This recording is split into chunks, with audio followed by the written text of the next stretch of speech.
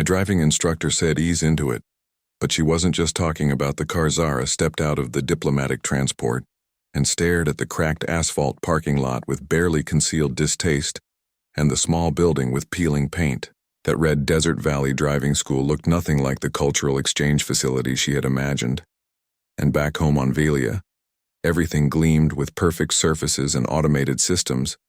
But here in the Nevada desert, humans apparently taught vehicle operation in structures that seemed ready to collapse.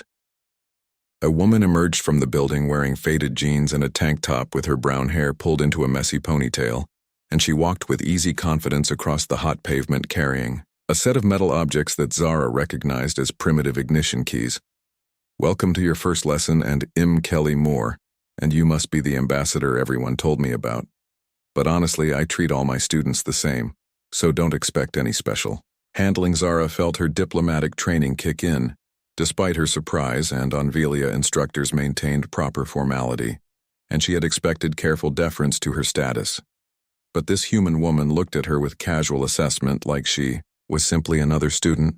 "I am Zara of the Velian Diplomatic Corps, and I was informed this cultural exchange would involve vehicle operation instruction, but I assumed there would be simulation modules or automated guidance systems." Kelly laughed, and the sound was warm and genuine and nothing like the careful, controlled responses Zara was used to hearing. "Nope, and we do things the old-fashioned way here, and you're going to learn to drive a manual transmission car on actual roads with actual traffic, and that's the whole point, right? And your people want to understand how humans do things." She gestured toward a somewhat battered sedan parked nearby, and its blue paint was faded, and there was a small dent in the rear bumper, and Zara could not imagine why anyone would maintain a vehicle in such condition when automated repair systems existed. Manual transmission.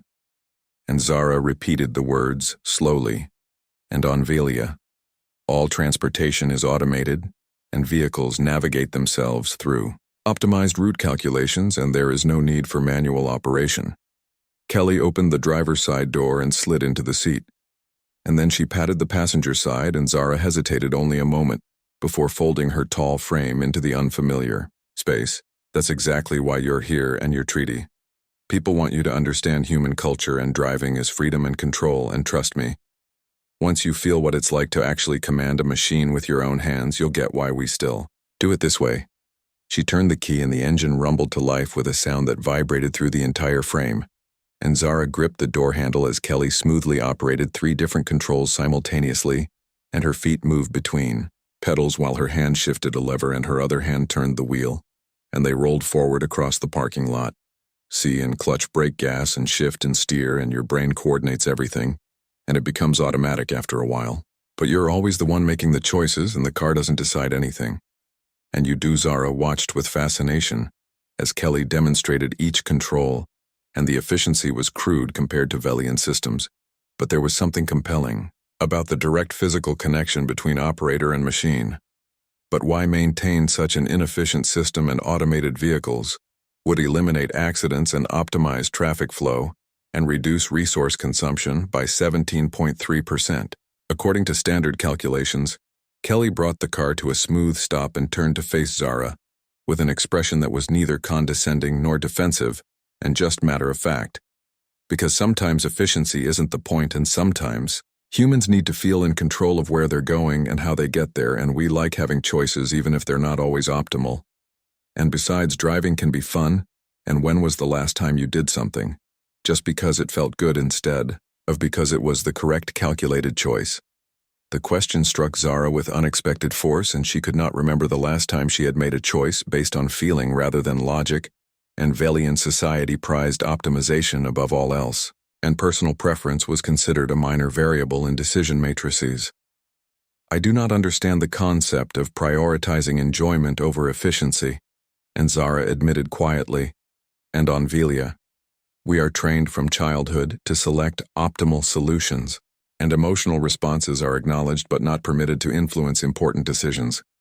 Kelly studied her for a long moment, and something like sympathy flickered in her eyes. "That sounds incredibly lonely," and she said finally, "And come on, and let's switch places and time for you to try." The first attempt was disaster, and Zara understood the mechanical principles immediately.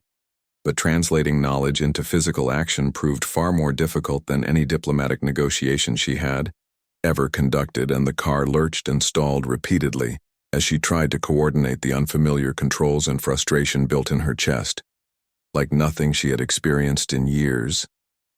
"You're overthinking it?" and Kelly said from the passenger seat, and her voice was patient, and I can literally see you trying to calculate the exact moment to release the clutch. But driving isn't math, and it's feel, and just ease into it, and let the car tell you when it's ready. But there must be a formula, and Zara protested an optimal rotation speeds and pressure ratios, and if I could just access the technical specifications.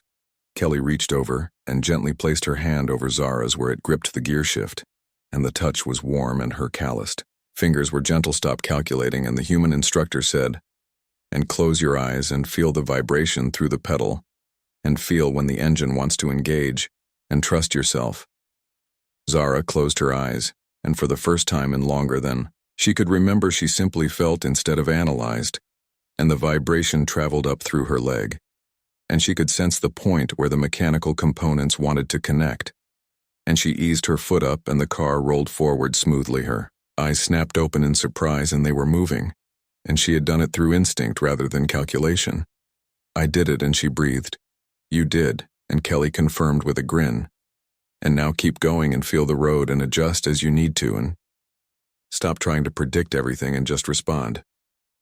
They spent the next hour circling the empty parking lot, and gradually Zara began to understand what Kelly meant about feel, and it was less about knowing the correct action and more about continuous, tiny adjustments based on immediate feedback, and it was messy and imprecise, but it worked. Over the following weeks they progressed to actual roads, and Zara found herself looking forward to each lesson with an anticipation that had nothing to do with diplomatic obligations, and Kelly was unlike anyone she had ever encountered, and the human woman was direct without being harsh, and patient without being condescending, and she treated Zara's failures as natural parts of learning rather than shameful inadequacies. One evening they practiced highway merging, and Zara froze at the entrance ramp as she tried to calculate the perfect moment to enter the flowing traffic.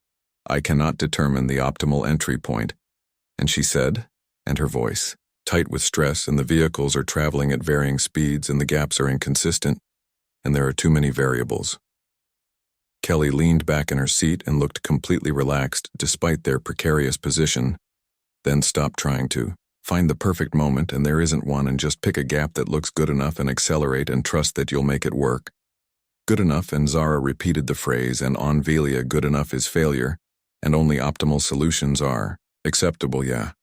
Well, on Earth, good enough keeps the world turning," and Kelly said, "and perfection is impossible, and so we do our best and adjust when things go wrong, and now merge before we cause an accident." Zara took a shaking breath and picked a gap that seemed adequate rather than perfect, and she pressed the accelerator and merged into traffic, and a car behind them honked, but she was in, and they were moving, and she had done it. "See," and Kelly said, "and not perfect but successful, and that's the human way." During a quiet moment after that lesson, they sat in the parking lot and watched the sun set over the desert, and the sky turned impossible shades of orange and purple that Zara had never seen on her precisely climate-controlled homeworld. "Can I ask you something?" And Zara said, "And why do you teach driving, and you clearly have advanced skills, and I have observed your technique, and you could certainly operate vehicles professionally." Kelly's expression shifted, and something old and painful flickered across her face. "I used to race," and she said quietly, "and semi-professional circuit, and I was pretty good too. And then I crashed, and badly, and broke both legs and 3 ribs, and ended my career." Zara turned to stare at her, and by Velian standards, such a catastrophic failure would mean permanent disgrace and exile from one's chosen field.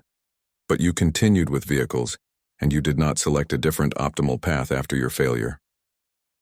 Kelly laughed, but it was darker than her usual. "Warm sound, that's the thing, and I didn't want a different path, and I love driving, and I love cars, and I love the freedom of the open road, and so I found a different way to stay connected to what I love, and now I teach other people, and I help them find their own confidence behind the wheel, and it's not what I planned, but it's good and it's mine."